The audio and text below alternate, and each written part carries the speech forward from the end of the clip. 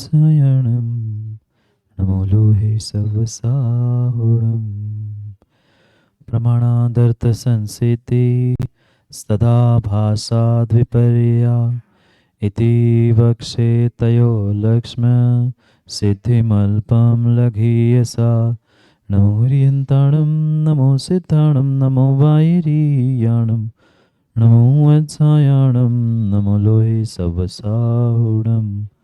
पंच परमेश्वर भगवान की, आचार्य भगवान माणिकनंदी स्वामी की, आचार्य भगवान गुरु विशुद्ध सागर जी महाराज की, अहिंसामय विश्व धर्म की।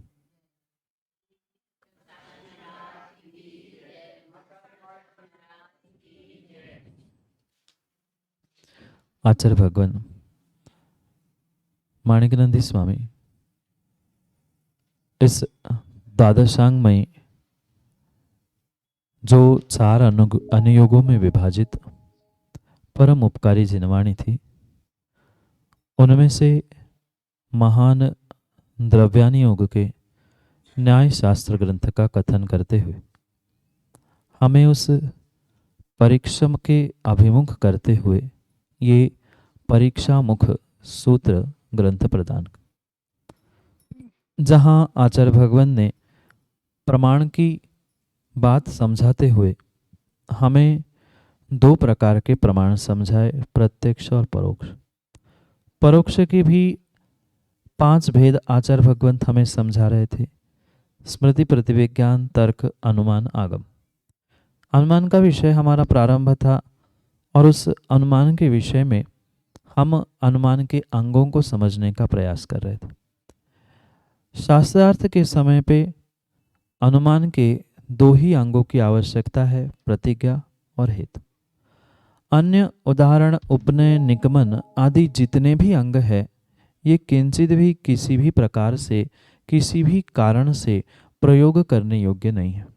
कई सूत्रों के द्वारा उदाहरण यानी दृष्टांत का खंडन किया, फिर उपनय, निगमन उनका भी खंडन करते हुए आचार्य भगवान ने हमें मात्र और मात्र 2 ही अंगों को पुनः पुनः स्पष्ट करते हुए, स्थिर करते हुए अनेक सूत्रों से समझाया कि उदाहरण आवश्यक नहीं है, उपनय निगमन भी आवश्यक नहीं है, आवश्यक मात्र 2 ही है, प्रतिज्ञा और हेतु। प्रतिज्ञा यानी पक्ष, हेतु यानी साधन। इन 2 से काम बन जाता। पुनः अनुमान के प्रयोग में ही उस उदाहरण आदि की अनावश्यकता के लिए अगला सूत्र पुनः प्रदान करते हैं 41 नंबर का, जहां पुनः इन 3 बातों का निषेध, किसका? उदाहरण, उपनय और निगमन, इन तीनों की आवश्यकता नहीं है, इसको समझाने के लिए अगले सूत्र को पढ़ते हैं। क्योंकि भूमिका की आवश्यकता नहीं है, यही विषय हमारा चल रहा था और इसी को आचार्य भगवान कहने वाले हैं, वो अपन पढ़ते हैं। समर्थनम वा वरम हेतु रूप मनुमाना वयवो मनुमाना वयवो वास्तु साधे तदुपयोगात्। समर्थनम वावरम हेतु रूप मनुमाना वयवो वास्तु साधे तदुपयोगात्।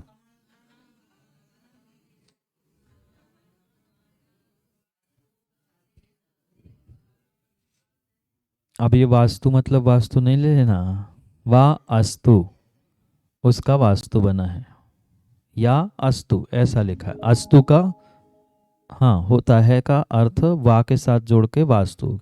समर्थनम वा वरम हेतु रूपम अनुमान अवयवो वा अस्तु साधे तद उपयोगात्। ये संधि का विच्छेद होगा। वा यानी क्योंकि, साध्य की सिद्धि में उपयोगात उपयोग होने से, समर्थन वा यानी ही वरम श्रेष्ठ हेतु का स्वरूप है और वह समर्थन अनुमान का अंग होता है। कौन सा समर्थन? किससे होगा? पर्वत अग्निमान है, ये पक्ष था, ये धर्मी था, इसका समर्थन किससे हुआ? धुआं होने से। हेतु से ही जब साध्य की सिद्धि का समर्थन होता है तो बाकी की आवश्यकता क्या? बाकी की तीन की आवश्यकता नहीं है। क्यों नहीं है? क्योंकि हेतु कहने से ही हमारे साध्य का समर्थन होता है, हमारा साध्य सिद्ध हो जाता है। इसलिए अनावश्यक रूप से हमें दृष्टांत आदि की कोई भी आवश्यकता नहीं। ठीक है, सीधी सी बात है। जो विषय चल रहा था उसको पुनः एक दृष्टि से आचार्य भगवान ने बताया कि वह हेतु से ही काम हमारा जब समर्थन का सिद्धि का हो रहा है तो हमें अन्य किसी की भी आवश्यकता नहीं है। इसलिए यहाँ उपनय, निगमन और दृष्टांत, ये जो हेतु का समर्थन करने के लिए अंग स्वीकार कर रहे हैं, तो यहाँ ये कहा कि उसकी आवश्यकता ही नहीं है। समझ में आया? हाँ, पर्यायवाची है, थोड़ा सा अंतर है, पर जो दृष्टांत को घटित करता है वो दृष्टांत होता है। जो समझाने के लिए है, जैसे कि उदाहरण, वह उदाहरण है। थोड़ा सा शब्दों का अंतर है पर लगभग अर्थ वही है कि जैसे कि रसोई घर, इसे चाहे दृष्टांत कह दो चाहे उदाहरण कह दो, वह लगभग एक ही सी है। तो इस सूत्र में एक तरह से आचार्य भगवान ने उपनय यानी हेतु का समर्थन को अनुमान का अंग स्वीकार कर रहे हैं। भले ही डायरेक्ट नहीं कहा, पर वे सबका निषेध करते हुए कहीं न कहीं हेतु का ही समर्थन, साध्य का ही समर्थन कह रहे। बात आई क्या समझ में? दृष्टांत आदि को कह करके समर्थन अवश्य करना चाहिए, क्योंकि जिस हेतु का समर्थन ना हुआ हो वह हेतु नहीं हो सकता। इसलिए समर्थन ही हेतु का उत्तम रूप है, उसे अनुमान का अवयव मानना चाहिए, क्योंकि साध्य की सिद्धि में उसका उपयोग है, उदाहरण आदि का नहीं। समर्थन ही करना है तो हेतु का समर्थन कर लो, बाकी दृष्टांत का, उपनय, निगमन आदि का समर्थन करने की आवश्यकता नहीं है। पर उस हेतु का ही समर्थन कर रहे हैं, मतलब ही उपनय है क्या? उपनय किसे कहा था हमने? हेतु को दोहराना, और हेतु को दोहराना ही हमारा उपनय था, और हेतु का ही समर्थन कथनचित उपनय होगा कि नहीं? प्रश्न समझ में आया? कथनचित कह रहे हैं, कथनचित हमने हेतु की पुष्टि के लिए जो भी कहा है, समर्थन के लिए जो भी कहा है, वह परिपूर्ण रूप से क्या है? वह हेतु है। बात आई समझ में? इसलिए वह किसी अपेक्षा से है, पर आचार्य भगवंत यहाँ समर्थन रूप स्वीकार कर रहे हैं, और वहां हम निगमन, उपनय को दोहराने के रूप में कह रहे। बात लगभग एक ही सी है, पर फिर भी आचार्य भगवान समझा रहे हैं कि आप उसमें उलझो नहीं, आप हेतु को पकड़ लो, हेतु की ही पुष्टि को समझ लो, आपका साध्य आपके हाथ में। धुआं पकड़ में आ गया, पकड़ना मतलब हाथ से नहीं, धुआं समझ में आ गया, धुआं का निर्णय हो गया, धुआं का पकड़ लिया हमने, हेतु का हो गया निर्णय, तो हमारा साध्य अपने हाथ में है, हमारी प्रतिज्ञा हमारे सामने है। इसलिए हेतु का समर्थन कर लो, हेतु का पकड़ लो, हेतु को सिद्ध कर लो, तुम्हारा साध्य सिद्ध हो जाएगा। इतना सा इस सूत्र का सामान्य रूप से अभिप्राय है। अब आचार्य भगवंत कहते हैं कि भाई ये दृष्टांत है, उदाहरण है, ये ठीक है, आप शास्त्रार्थ में मना कर रहे हो। दूसरे ने पूछा आचार्य भगवान से, पर ये तो काम में तो आता है, ऐसा तो है नहीं कि उदाहरण का काम नहीं है, दृष्टांत का काम नहीं, उपनय निगमन का काम नहीं है, काम तो है, तो फिर कहाँ उसका प्रयोग किया जाए? इसके लिए अगले सूत्र में आचार्य भगवंत उन बालकों के लिए समझा रहे हैं कि बालकों के लिए वह प्रत्येक विषय समझना अशक्य होने के कारण से पक्ष हेतु के प्रयोग से वह साध्य को सिद्ध नहीं कर सकता। पक्ष यानी प्रतिज्ञा, धर्मी, साध्य, साध्य और साधन कहने से जो बालक है, कौन सा बालक? उम्र बालक नहीं, उम्र बालक नहीं, वह ज्ञान बालक भी, ज्ञान से बाल जो है उसके भी बारे में कह रहे हैं। वह कैसा है? मंद बुद्धि वाला होने से उसको समझाने के लिए जरूरत है। कैसा? तो सूत्र पढ़ते हैं और फिर उसका अर्थ करते हैं। बाल व्युत्पन्नर्थम तत्रोपयोगमे शास्त्रे एवासौ न वादेन उपयोगात्। बाल व्युत्पन्नर्थम तत्रोपगमे शास्त्रे एवासो न वादेन उपयोगात्।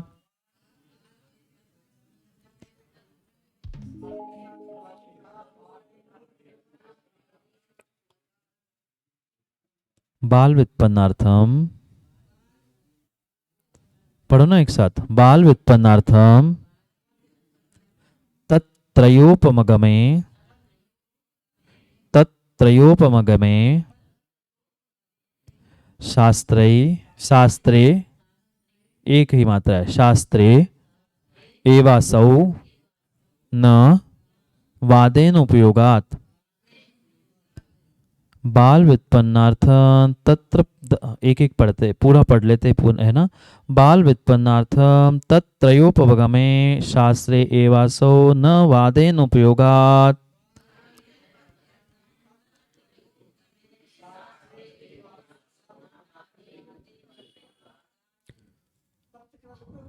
तत्त्रयोपगमे, तत् आधा त पढ़ेंगे, फिर त्रयोपगमे, तत्त्रयोपगमे, ठीक है। बाल व्युत्पन्नार्थम किसके लिए? बाल के समझाने के लिए। बाल कौन से? मंद बुद्धि वाले बाल, ज्ञान बाल वाले, ऐसे मंद बुद्धि वालों को ज्ञान कराने के लिए तत्त्रयोपगमे, उन तीन यानी उदाहरण, उपनय और निगमन को स्वीकार करने पर भी न वादेन उपयोगात, वाद के समय में, विवाद के समय में, शास्त्रार्थ के समय में न उपयोगात, उसका कोई भी उपयोग नहीं है। समझ में आया क्या? ये दृष्टांत उपनय निगमन किसके लिए? जो मंद बुद्धि है, जो ज्ञान बाल है। ऐसे ज्ञान से जो कम है, पहली बार जो पढ़ रहा है, उसको तो हजारों दृष्टांत देने पड़ेंगे, पर जिसने पढ़ा है उसके दृष्टांत की आवश्यकता नहीं है। जो व्युत्पन्न है उसे समझाने की आवश्यकता नहीं। बाल व्युत्पन्न है, जानता तो है पर कम जानता। ऐसे कम जानने वाले के लिए यहाँ कह रहे हैं कि तत् वह जो त्रयोपगमे, तीन प्रकार का स्वीकार किया था, उदाहरण उपनय और निगमन को, वह वादे, वाद के काल में न उपयोगात, उपयोगी नहीं होने से वह शास्त्र में ही उपयोगी है, वाद में नहीं। क्योंकि आपके भीतर प्रश्न आना चाहिए था, जब उदाहरण की आवश्यकता ही नहीं है तो बार बार पर्वतमान, अग्नि, धुआं, रसोई घर आदि कुछ कहने की आवश्यकता ही नहीं थी। ये भी दृष्टांत थे कि नहीं? ये भी उदाहरण थे, पर इनका प्रयोग मात्र शास्त्रे है। क्या लिखा? शास्त्रे एवासो, शास्त्र में ही है, वाद में नहीं है। शास्त्र, क्योंकि शास्त्र जो पढ़ रहे हैं, हम अज्ञानी हैं इसलिए शास्त्र को पढ़ रहे हैं, पर वाद के समय में इसका कोई भी प्रयोग नहीं है, वाद में इसका कोई भी उपयोग नहीं होता। व्युत्पन्न ज्ञान प्राप्त होना, व्युत्पन्नार्थम ज्ञान प्राप्त करने के लिए, व्युत्पन्न और अव्युत्पन्न है। हाँ, तो ज्ञान प्राप्त करने वाला, व्युत्पन्नार्थम करने के लिए, जैसे कल भी कहा, जैसे आगे का प्रत्यय लगता है, विभक्ति लगती है, वैसा ही उस धातु का या शब्द का अर्थ बदल जाता है। पंडित और पंडितपना, पंडिताई प्राप्त करने के लिए, पंडिताई और पंडित अंतर है कि नहीं? ऐसे व्युत्पन्न और व्युत्पन्नार्थम और बाल व्युत्पन्नार्थम यानी कम बुद्धि वाले, ज्ञान वाले के, ऐसा। तो उदाहरण उपनय मात्र इन तीनों के लिए बाल व्युत्पन्नार्थम शास्त्र में प्रयोग करने योग्य है। किंचित भी किसी भी प्रकार से वह वाद विवाद में शास्त्रार्थ में प्रयोग करने की आवश्यकता नहीं है, जरूरत ही नहीं है। क्यों? क्योंकि आपने भी कभी डिबेट देखा होगा, वाद विवाद देखा होगा, वहाँ कोई दृष्टांत देने लग जाए क्योंकि वहाँ ऐसा, वो कहेंगे भाई पॉइंट पे बात करो। तो ये बात यही है, इसलिए शास्त्रार्थ में आवश्यकता नहीं है, पर बच्चों को समझाने के लिए, मंदबुद्धियों को समझाने के लिए शास्त्र में उसका प्रयोग है। हैं? वो विजुग्स भी कथा मैंने पहले ही कहा था, 2 प्रकार की कथा को हमने समझा था, पढ़ा था क्या? जब क्लास प्रारंभ की थी तभी 4 कथाएं पढ़ी थी, उसको ही 2 कथाओं के द्वारा 2 विभागों में आचार्य भगवंत विभाजित करते हैं, जो आक्षेपणी, विक्षेपणी, निर्वेदनी और संवेदनी। तो आक्षेपणी विक्षेपणी कथा को एक साथ लेके वह संवेदनी और निर्वेदनी कथा को वह अलग से, मतलब 2 प्रकार बनाए, आक्षेपणी विक्षेपणी का एक और संवेदनी निर्वेदनी का एक। तो विजुगुप्सी कथा यानी जो गुरु शिष्य के बीच में संवाद हो रहा है, शास्त्र का पठन हो रहा है, वह कहा, और जो लड़ाई के विवाद की ये है वहाँ आक्षेप और विक्षेप। आक्षेपणी विक्षेपणी क्या है? मैंने आक्षेप किया, वो विक्षेप कर रहा है, मैं एक बात कर रहा हूँ, वो विपक्ष रख रहा है, ये आक्षेपणी विक्षेपणी हो गई। फिर अब आचार्य भगवंत तो उस दृष्टांत के हमें विषय आगे समझाने वाले, क्या समझा रहे हैं? दृष्टांत के यहाँ पर कथन कर रहे हैं। 2 कथा लिख ली क्या? विजुगिसी और वीतरागी। गुरु शिष्य की वीतरागी कथा होती है, और विजुगिसी यानी शास्त्रार्थ की आक्षेपणी विक्षेपणी कथा है भी बहुत प्रकार की। नहीं, मुख्य तो ये 2 प्रकार की कथा हुई। विकथा पर वो 4 उसके भेद बनेंगे, पर ये विकथा नहीं चल रही है, ये सम्यक कथा चल रही है।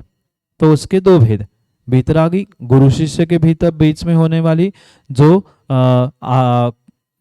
आक्षेपणी विक्षेपणी है, वो विजिगुप्सी कथा है जहाँ शास्त्रार्थ में प्रयोग किया जाता है, और गुरु शिष्य के भीतर बीच में जो वार्ता होती है वह भले ही गुरु जोर से बोल रहा और राकेश जी, पर वहां कोई विजुगुप्सी स्पर्धा वाद विवाद नहीं था। वह हाँ, जो विजुगुप्सी कथा है, जहाँ आक्षेपणी विक्षेपणी कथा है, अंतिम समय में पढ़ेंगे तो लड़ेंगे कि समाधि करेंगे। वहाँ शास्त्रार्थ नहीं होगा, वहाँ संवेदनी निर्वेदनी। संवेद यानी संवेग और निर्वेद पढ़ा है ना, संसार विषय भोगों से निवृत्ति, ऐसे कथाओं को, वीतरागी कथाओं को पढ़ना, ये समाधि के काल के विषय कहा, और उसके पहले ये शास्त्रार्थ रूपी। अब पढ़ते हैं दृष्टांत के भेद आगे अगले सूत्र में। दृष्टांतो द्वेधा अन्वय व्यतिरेक भेदात। दृष्टांत 2 प्रकार का, अन्वय और व्यतिरेक। अन्वय मतलब होने पर होना, और व्यतिरेक यानी नहीं होने पर होना। ये दोनों क्या हुए? दृष्टांत हुए। कितने प्रकार के? 2 प्रकार के, एक अन्वयी दृष्टांत, एक व्यतिरेकी दृष्टांत।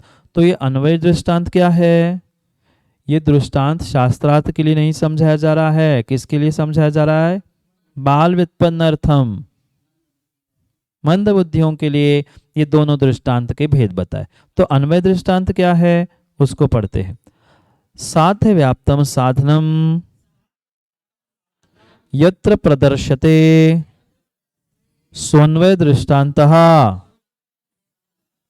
साध्य व्याप्तम साधनम यत्र प्रदर्शते स्वन्वय दृष्टान्तः।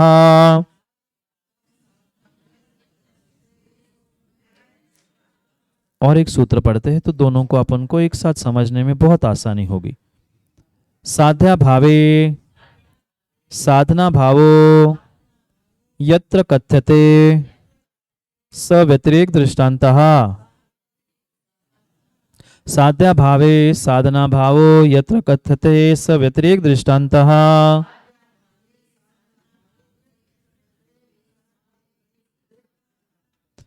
वही बात है जो हमने अन्वय और व्यतिरेक शब्द के विषय में समझी थी। साध्य के व्याप्त होने से साधन को यत्र प्रदर्शते, सूत्र नंबर 44। साध्य व्याप्तम साधनम, साध्य से व्याप्त साधन को जहाँ दिखाया जाता है वह अन्वय दृष्टांत है। मतलब होने पर होना, साध्य में से व्याप्त, साध्य से व्याप्त जो साधन है, ऐसे उस साधन को जहां दिखाया जाता है वह अन्वय दृष्टांत है। साध्य के साथ जहां साधन की व्याप्ति दिखती है वह अन्वय है। और फिर व्यतिरेक क्या है? साध्याभावे, साध्य के अभाव में साधना भावो, साधना का अभाव यत्र कथ्यते, जहां कहते हैं सव्यतिरेक दृष्टांता। बात आई समझ में? सीधी सी बात है। यहाँ तो अब बिल्कुल भी कुछ दिमाग लगाने की आवश्यकता नहीं थी, जो दिमाग लगाने के सूत्र थे वो गए। अब बहुत आसान आसान बातें बताई। दृष्टांत के दो भेद, अन्वय और व्यतिरेक। साधन की, साध्य और साध्य की साधन से जो व्याप्ति घटित की जा रही है, होने पर होना, यह अन्वय है। और साधन के अभाव में साध्य का अभाव, साध्य के अभाव में साधन का अभाव, ये जो कथन है व्यतिरेक दृष्टांत। ये दृष्टांत किसके लिए? बाल बोध के लिए, बड़ों के लिए ये नहीं है। आगे और पढ़ते हैं। हेतु रूपसंहार उपनयः, हेतु रूपसंहार उपनयः, हेतु का उपसंहार यानी हेतु को दोहराना, ये उपनय है। किसको दोहराना?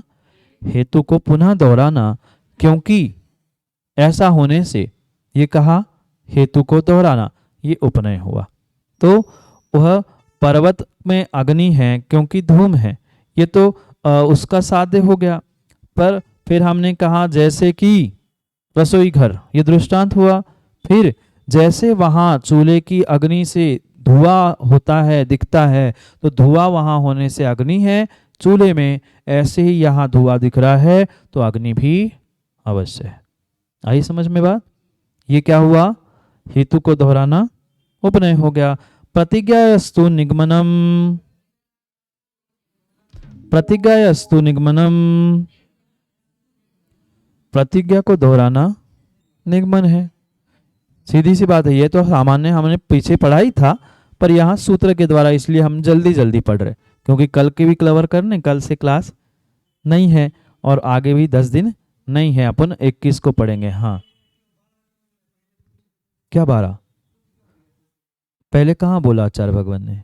वो तो हमने समझा था, हमने समझा था, क्योंकि उपनयन निगमन आदि का जो विषय आ रहा था वहां हम नहीं समझते तो क्या होता। आचार्य भगवान ने तो यहाँ क्रम से सूत्र दिए, दृष्टांत बताए, दृष्टांत के भेद बताए। पहले तो ये बताया कि आपका खंडन कर लिया, जो बौद्ध थे, सांख्य थे, मीमांसक थे, भाट्य थे, उनका खंडन कर दिया कि 5 अंग नहीं है, 4 अंग नहीं है, 3 अंग नहीं है, ये 2 ही है।